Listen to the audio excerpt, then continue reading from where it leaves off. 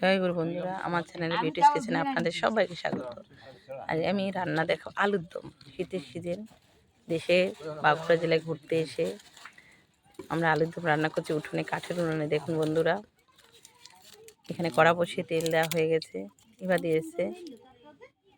তেলটা একটু গরম হলে তেজপাতা জিরে দেওয়া হবে। হয়ে গেছে, একটু হালকা সিদ্ধ করে নিচ্ছি চুলে।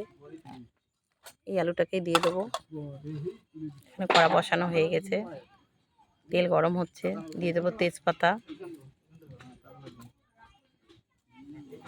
দিয়ে দেবো জিরে,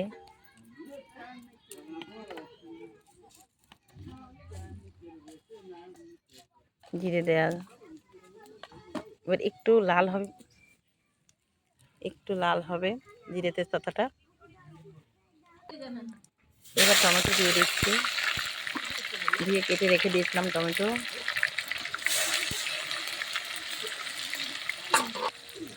দিয়েছি লবণ।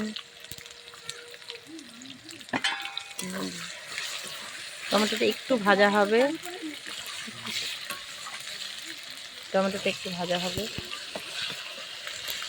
কাঠের জালে তো তাড়াতাড়ি হয়ে যায় সব কিছু।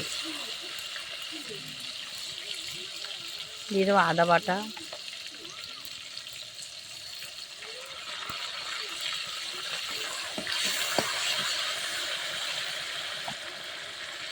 দিয়ে দেবো হলুদ,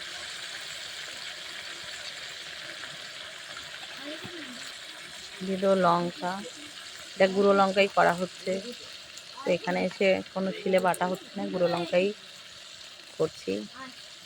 দিয়ে দেবো জিরের গুঁড়ো। এবার নেড়ে ছেড়ে মশলাটা কষানো হবে।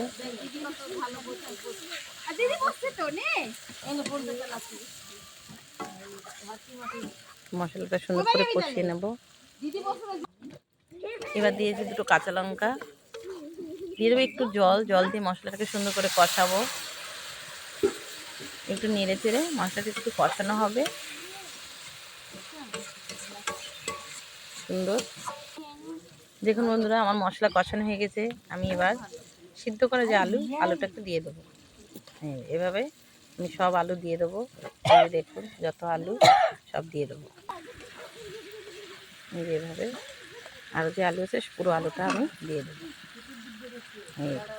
ঠিক আছে, মশলা যেহেতু কষানো হয়েছে, কড়াটা ছোট হয়ে গেছে, আলুটা একটু বেশি হয়েছে, তবুও নাড়াচাড়া হবে। কাঠে রান্না হচ্ছে তো, সব হাঁড়ি মানে কড়া তো কালি করবে না।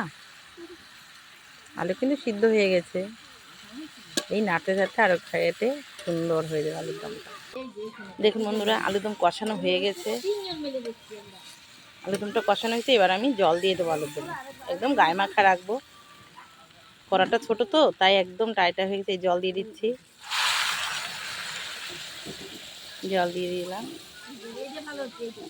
এবার নেড়ে চেড়ে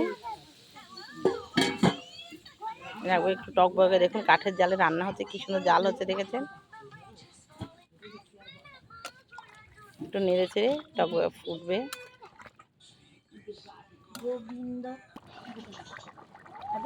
দেখুন বন্ধুরা, একটু হয়ে গেছে আমার আলুর দম প্রায়। এবার আমি একটু ভাজা জিরে লঙ্কা ধনে একবারে গুঁড়ো করে রাখা আছে, সেটা দিয়ে দিচ্ছি। এটা দিয়ে নেড়ে চেড়ে আমি নামিয়ে নেব।